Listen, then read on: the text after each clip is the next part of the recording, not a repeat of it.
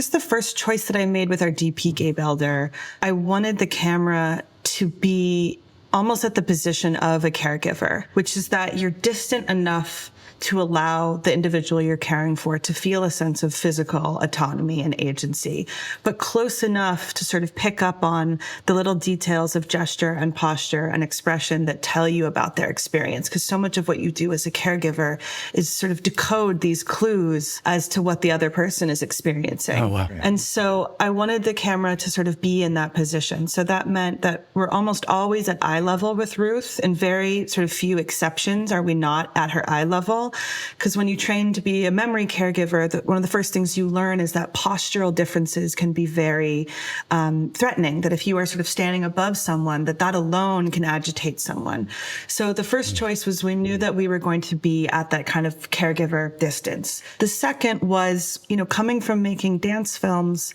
one of the things that I feel very strongly is sort of that Gabe, my DP, and I have a lot of conversations around is sort of what simplicity and economy of camera movement